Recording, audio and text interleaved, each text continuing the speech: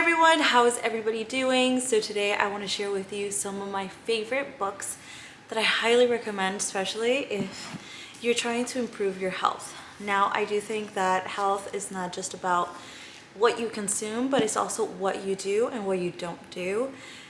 And most importantly, your spiritual life. So I am not going to be sharing the spiritual books just because that should be its own video. But for today, I'm going to be sharing with you the books that I'm obsessed with and I think that everybody should have.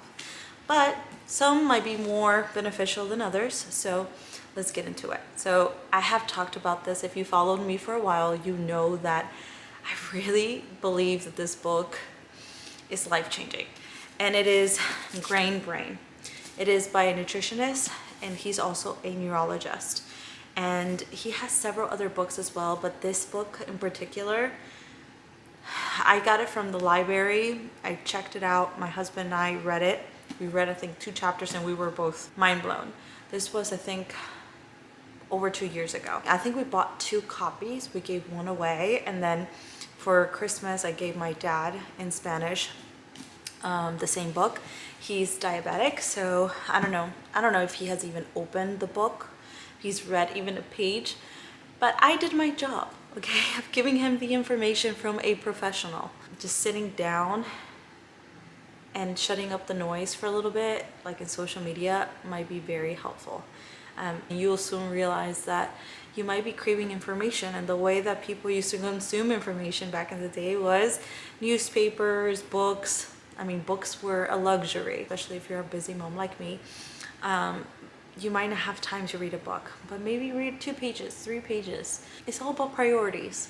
If you make time, you can do it. There's also audiobooks. I do audiobooks a lot, podcasts, and then I also like some interviews that I like to watch when I'm doing like dishes or something. So that's one of my favorites. Sorry, I'm out of breath. I was like running. I'm trying to record this video, but I know that my daughter is probably gonna wake up any moment, and I also need to make lunch, so I'm kind of hurrying. Another one that I've had for a while is also the Omnivore Dilemma. My brother gave me this one, and it also shocked me a lot about, you know, just the corn industry. Corn overall, you'll be surprised at how much corn people in the United States eat. I mean, and I come from a place that everything is like corn, tortillas, tamales, tacos. I mean, everything's like corn, and you'll be surprised at how much more we consume here in America. So that's insane. Another book that my brother gave me is Salt, Fat, Acid, and Heat. Now, if the kitchen intimidates you and you're a person that just buys packaged food at the grocery store, I highly recommend this book, okay? Because it teaches you how to have fun in the kitchen. That everything is not so like, you shouldn't be super strict. You can have fun with ingredients. It's not keto, it's not carnivore. It just shows you that you can manipulate certain things in order to get a delicious meal. That's what it shows you. Now, I'm not saying follow every single thing in this book, but I do think that it's a nice book to have.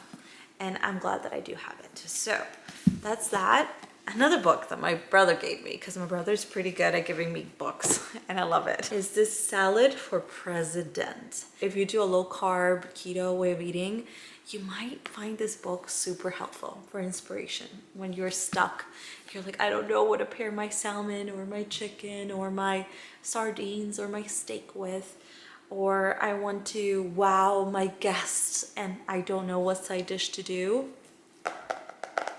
I haven't done a single recipe from here just because I was just given this book. But I will tell you that it's in the menu for this week now that I am going back to a specific way of eating. There's this other book, The Protein Sparing Modified Fast. This is for people that are doing keto, low carb, high protein, and it is by Maria Emmerich and her husband. This is what they look like. Look what a beautiful family. And they have been working with many people in the keto realm for a very long time, and she's pretty awesome. I mean, she has some amazing recipes that you'll be like, what? You can do this? Like, That's insane. So for people that really enjoy the kitchen, are not afraid of experimenting, have the time to do it, I will say go for it.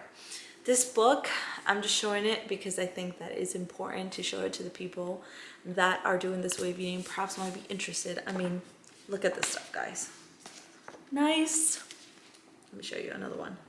And some other pictures are really like not my thing. Like, look at this. Oh my goodness, that looks so good. I think that's chimichurri. Yeah. This is a egg pudding, but it doesn't look like an egg pudding, does it? Very delicious. Look at this one. I mean, there's so many things that if you are interested in experimenting in the kitchen, you might like it. So I have this as a just in case I'm bored book. I think this book is my sister's. And I borrowed it and I haven't given it back yet. So I also have this book. It's by Fallon. She used to be a neighbor of mine. She lived like 15 minutes away from me and I had no idea. And now we're no longer neighbors, but I now know about her. And my husband went to her farm, and I think I have shared this story, but I think I will continue to talk about it because I'm a huge fan. Ooh, a baby woke up. Okay, I need to go get her. But this book has really helped me with my daughter who has allergies, and I highly recommend it, especially if you don't know what to feed your baby and you want to do more of like a traditional way of eating. Highly recommended. And this is her recipe book, but it's not like a regular recipe book. I mean, you got to read a lot of stuff. It's an educational book in my opinion, and I think everybody should have it. It does have some recipes. Oh, I do want to go back to this book because I think I didn't show that much of it. But for example, like if you're interested in doing something like this as a side dish, or even something like this as a meal for doing, if you're doing keto or low carb, maybe minus the potatoes. Maybe some people can tolerate them, maybe not. There's many things that seem very interesting here, and I am so excited to try it. Okay, this one. All right, here you go. Look at this. Oh my goodness, it makes my mouth water. It looks so delicious. It's a Greek salad on the grill. Yes, 100%. It looks delicious. I cannot wait. Or even if you're an avocado fan like me, look at this. What?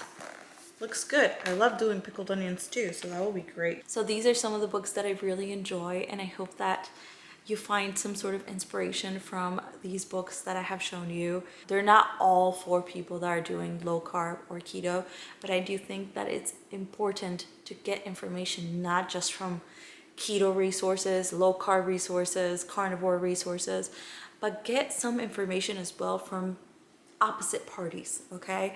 Because it helps you get more of a broad idea of things.